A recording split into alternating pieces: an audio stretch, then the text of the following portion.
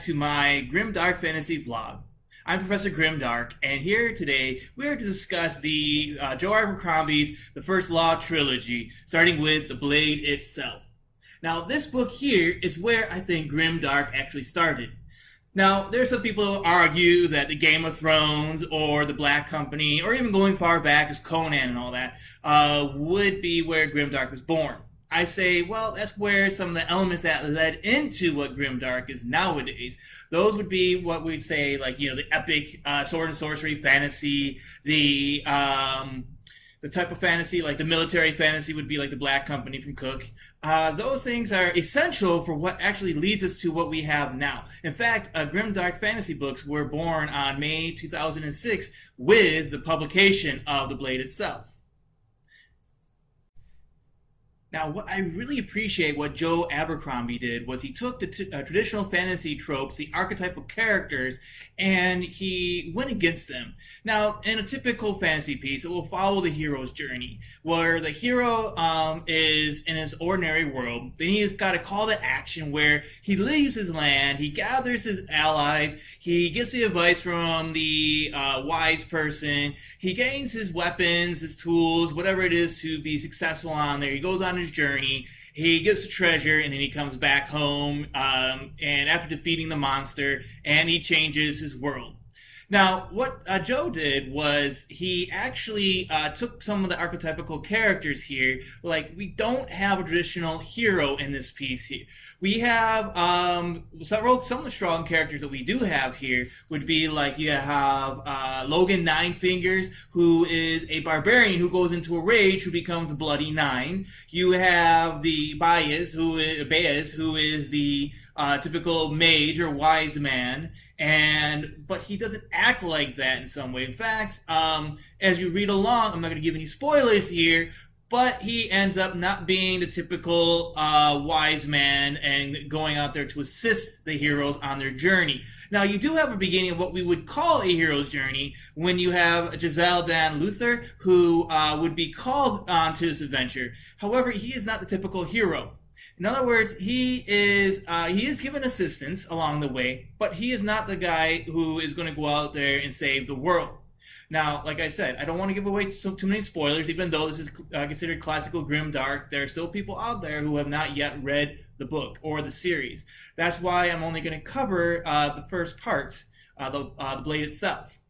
Then you also have a whole lot of side characters, and they're all very interesting. He jumps from point of view to point of view in such a smooth way, and that's what I really enjoy about the piece, because it's like you're not just following one or two people, you're following a whole lot of others around, and they're very interesting, and they do things that you would not expect, which I really appreciate that, especially coming from traditional fantasy. Now, one of my favorite characters, and a very interesting one, especially since this character could almost fall into a hero's journey gone wrong. We have Sandan Glokta. Now, Sandan Glokta is one of those characters that you find out in the series that he actually was heroic at one time. However, his heroism actually led to his downfall, because he is now a person who has been broken. And because he's broken, he is someone who is very sardonic in the book itself. So we find out in the series that he actually led a charge in against the enemy, only to be knocked down, and rather than killed, they took him and tortured him and basically twisted his body so that now he lives in constant pain. And which actually leads into his own purpose for the book. He is someone who tortures people to get information from them. Now, sometimes I think, does he really enjoy his job? And you can tell that, yeah, he sort of does. But he's also he's also someone who is kind of like a whooping boy for his own superiors too. And so he's always sent on these rather challenging tasks. And what Joe Abercrombie does with him is that he also humanizes this person who's been broken and twisted, who has become something that he himself almost regrets and has his own desires and wants. You can see that he falls in love with somebody, and how even though that he's in love and he doesn't expect to have the outcome that he wants from it, But again, that's later on down the series, and we don't want to give away any more spoilers. Now, another favorite subordinate or side character that I have in the novel is Colum West. He is somebody who has risen up the ranks. He comes from what they would call, not from the noble class to become an officer. He came from poverty. And because he has used his skill and his intelligence, he's actually kind of shunned by those who are of the noble. And you find out that he's really a likable guy. He's got some pretty good traits to him, but just like all Grimdark characters, he does have some parts that balance that goodness there. And he does some things that are not really, that are kind of irrehensible. And I'm not going to give away what those things are because, again, you need to read the book.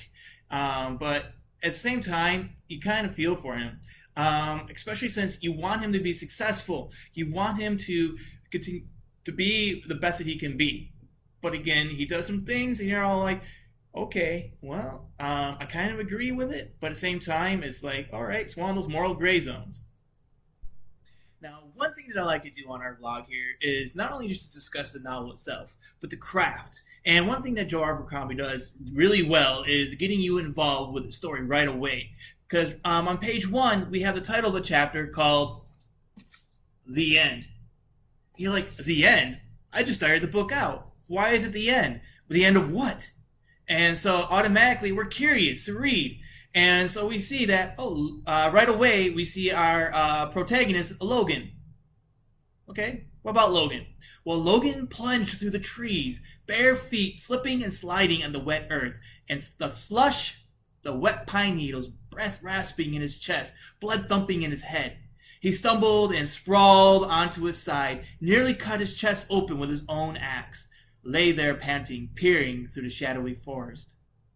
Now, right away, he establishes the setting of the world. He establishes our protagonist, the setting, and the action. So you can tell he's got the anti-pastoral going on because we have a shadowy forest, something where there's danger going on. He's not sitting there and talking about how beautiful the trees are, that the weather is raining out, that it's dark clouds overhead. No, he gives you all that blended in with the action. That's one thing that a lot of authors that I find are very successful do that. They don't just give you a bunch of information or scenic drops without any context. Here we have our character who is fighting with the elements, but it's not only fighting with the elements, there's something else there. And we can go on and look at the next paragraph. Dogman had been with him until a moment before, he was sure, but there wasn't any sign of him now. As for the others, there was no telling. Some leader getting split up from his boys like that. He should have been trying to get back, but the Shanka were all around. He could feel them moving between the trees. His nose was full of the smell of them. Sounded as if there was some shouting somewhere on his left. Fighting, maybe. Logan crept slowly to his feet, trying to stay quiet. A twig snapped and he whipped around. So now we know that there's other characters there. Dogman. That's another interesting name because when you think about the Dogman, you're like, okay, is that describing the way he looks, the way he acts? But we don't really know. And all we know is that Logan is the leader of this group and he's separated from them. And they're being hunted by these creatures or creature called the Shanka. We don't really know. And we know that there's fighting happening. So in other words, we see that there's a war happening. There's some sort of conflict occurring right off the bat. There was a spear coming at him, a cruel-looking spear coming at him fast with a Shanka at the other end of it. So there we go. That's the next paragraph. So now we see Logan is in danger. So continuing on. Shit, said Logan.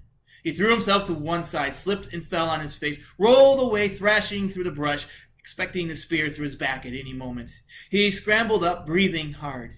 He saw the bright point poking at him again, dodged out of the way, slithered behind a big tree trunk. He peered out, and the flathead hissed and stabbed at him. He showed himself on the other side, just for a moment, then ducked away, jumped around the tree, and swung the axe down, roaring loud as he could.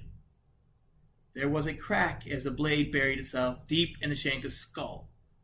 Lucky that, but then Logan reckoned he was due a little luck. So again, We could tell that this isn't.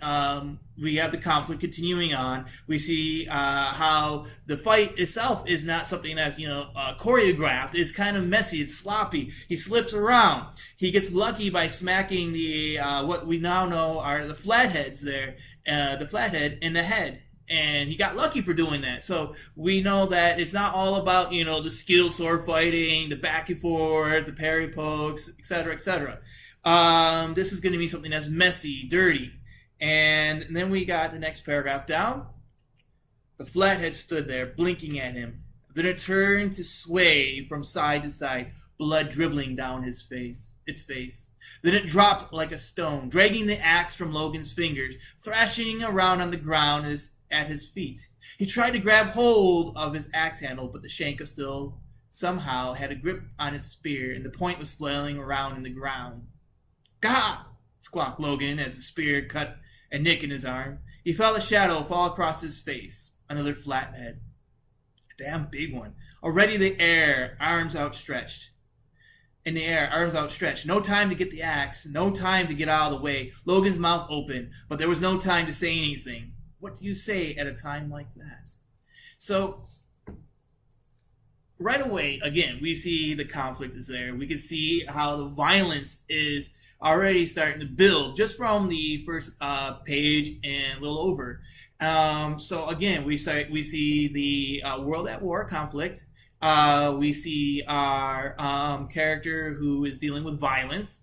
We do have the anti-pastoral going on in there. And it's starting to build a little bit of a dark mood to it. You got the shadowy forest, etc. So right away, all these elements are being established, and if you read throughout the rest of the book, those elements are established even more so. The violence builds, the conflict builds within the piece itself. So that's what I find to be very exciting in here. Like I said, as someone who is also an author who enjoys writing, I think that getting right into the action, introducing your character through some sort of conflict really shows what a character's made out of. In this case here, you can see that Logan is, he may be a good fighter, but he's not one that's going to be standing there and using his skill is more like, I'm going to bash you. It's not sitting there using fancy sword work, fancy footwork. It's like kill or be killed. And that's kind of very important for that character himself. You will see that each character, as the book is developed, has their own way, their own skills, etc., which is pretty cool for the piece itself, which I think really helps to distinguish the characters themselves in the book.